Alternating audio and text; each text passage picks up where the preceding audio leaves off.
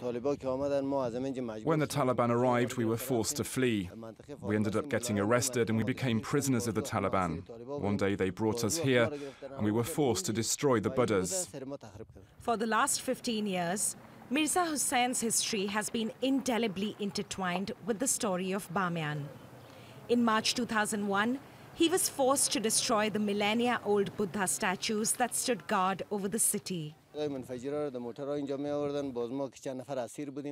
made us carry the explosives on our shoulders, and we had to place them inside the cavities. When we finished, we went to the mosque nearby, and we used a remote control to trigger the explosion. The first explosion tore down the legs of the statue, but the rest of the structure remained. Mirza, along with other prisoners, toiled for 25 days to destroy the two giant Buddhas. Amongst the former prisoners, he's the only one who chose to stay. The rest left or are now dead. The Taliban had a misperception, a very serious misperception about the place. At that time, we couldn't tell the Taliban that they'd misunderstood. No, at the time we were in the mountains. We just could not go down and tell them to stop. At that time, it was the Taliban who were in charge. They controlled everything in Bamyan. They are the ones who ordered the destruction of the Buddhas. Why destroy this ancient heritage? Because they were wild, savages. There are people who don't know how it happened. When they see me, they tell me that what I did was wrong. They tell me, why didn't you escape? Why did you destroy the Buddhas? Some concede that they know it was hard for me, that I participated in the destruction despite myself. Finally, there are people who tell me to be careful of what I say. They are the ones supporting the Taliban even today. Nearly 15 years later, the Taliban haven't been able to reclaim Bamyan. Today, the inhabitants dream of a more prosperous future. Located on the famous Silk Route, Bamyan hopes to revive its exceptional historical and natural heritage and to once again become the heart of the country's tourist industry. The valley is home to Afghanistan's first national park. To the northwest of the city are the Bande Amir lakes and turquoise waters hidden amongst the mountains of the Hindu Kush.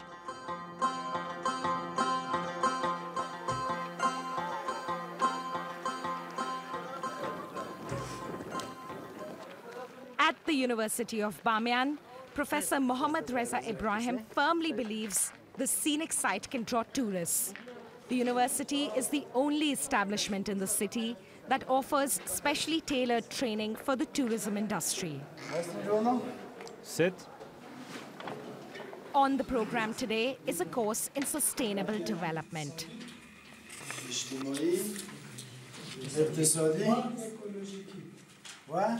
Social science, economy, and ecology.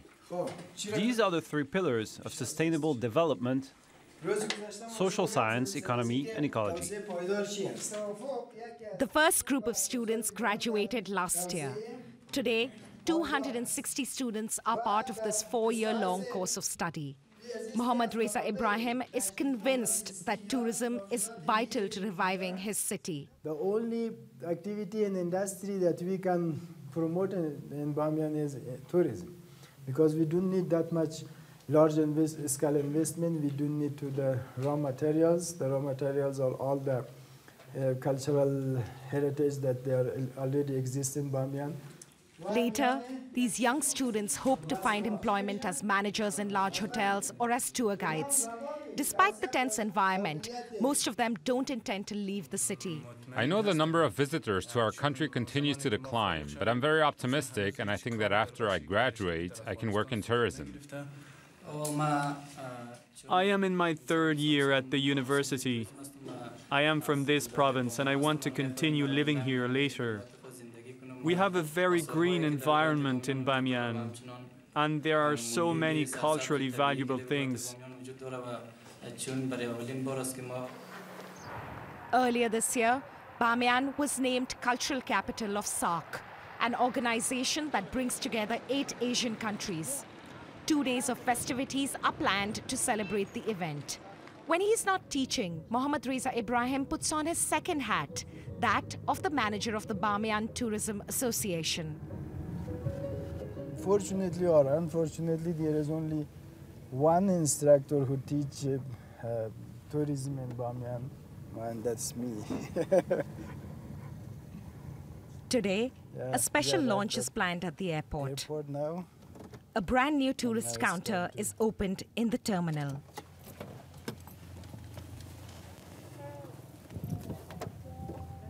Last year, over 7,000 people passed through this airport to visit Bamyan. Mohammad Reza Ibrahim hopes that the planned festivities will increase traffic by 25% in 2015. Before we had this all material in our office, but now we are planning to have this information center in the Bamyan airport.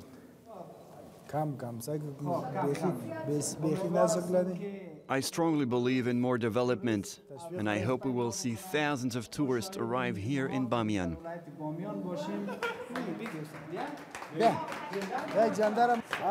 There, now it's open. The special counter is not the only novelty. Outside, a miniature replica of the Bamyan Buddhas was installed to appeal to tourists. This is the symbol of Sar cultural capital for Bamyan. As you see, the Buddha is there, and there is the written Sar cultural capital of Bamyan for 2015. It will be closed like this, and during the inauguration it will be open. But Bamyan is still a far cry from the pretty picture the organizers are painting for tourists. A man sitting near the tarmac brings us back to reality. He's a soldier, a survivor of an attack on the border of the city that took place just the previous day. His unit came back, but 2 of his colleagues lost their lives to Taliban gunfire. With each day, the sound of gunfire gets louder in Bamyan. The insurgency, increasingly stronger and more structured, is gaining ground. And then there is the poverty and underdevelopment, twin evils that are endemic here. The province is one of the poorest in the country. The majority of the inhabitants are Shiites from the Hazara minority and are neglected by the central government.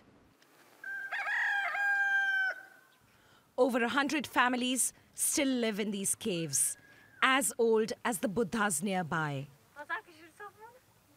Among them, at the top of the cliff, is Khadija, who lives here with her husband and children. This is our solar panel with battery. Without this, it's all black here. When you open the door, it's as dark as a tomb. This is a lighter. It's put on charge, and then it's used for 5 hours in the evening and switched off at 7 o'clock in the morning. It's very difficult to live here because the winters are very cold in Bamyan, so we use a lot of wood and fuel every winter. It's always cold here. In 2009, these caves were declared a World Heritage Site by UNESCO. To preserve the area, the authorities promised to relocate the habitants elsewhere. But so far, Khadija's life continues on as before. Each year, the authorities say we must leave because it's a UNESCO site. So far, they've not forced us to leave our caves, and we'll stay here until they take the problem seriously. They must give us a place to live. If it suits us, we'll go. Otherwise, we'll remain here. Many remain in the city by default. Despite the poverty, Bamyan is much more peaceful than other provinces in Afghanistan.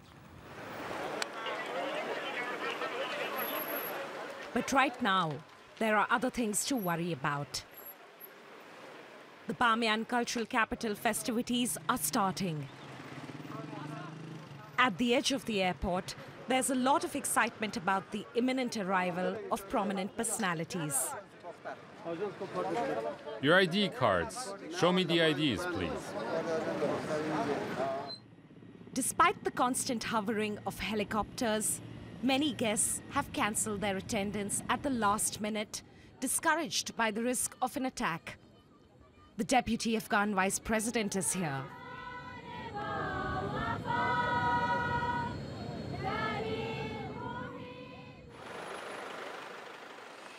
The city is besieged by armoured 4x4 security vehicles. Besides the usual Bamyan police, soldiers have come especially from Kabul to strengthen security.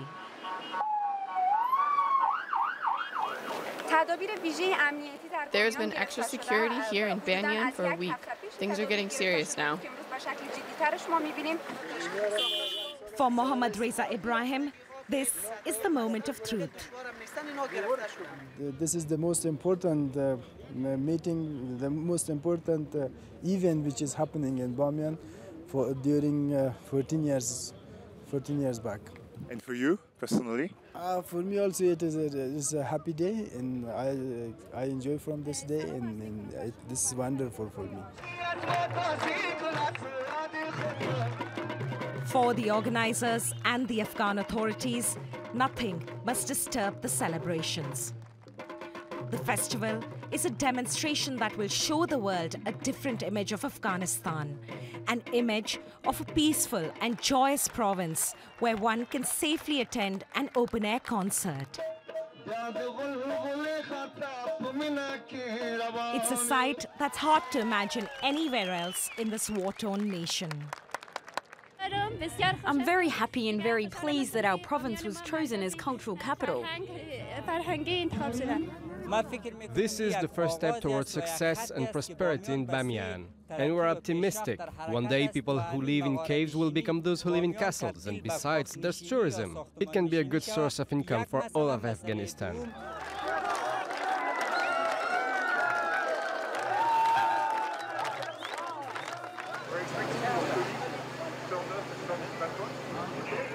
For everyone here, it's also a rare opportunity to reconnect with the past, when under the cover of darkness, the larger of the two Buddhas is reborn, if only for a few moments.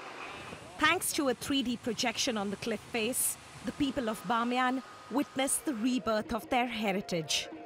In Afghanistan, people continue to debate whether or not the Buddhas should be rebuilt. Proponents of rebuilding believe that it will attract more tourists to Bamyan.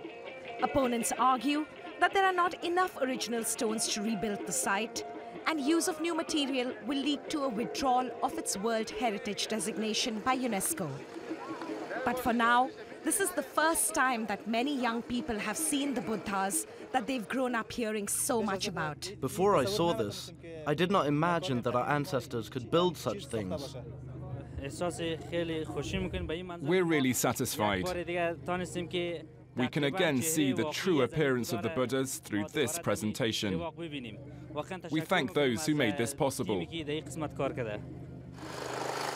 This incredible idea took shape thanks to this pair of Chinese filmmakers.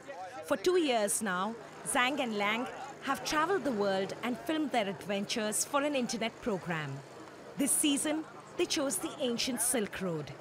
Everywhere they go, they organize special projects like this one. We're happy to have brought smiles to the faces of these people. Tonight, Bamyan is happy. Tomorrow, the city hopes to find support from other nations keen to revive the ancient Silk Route.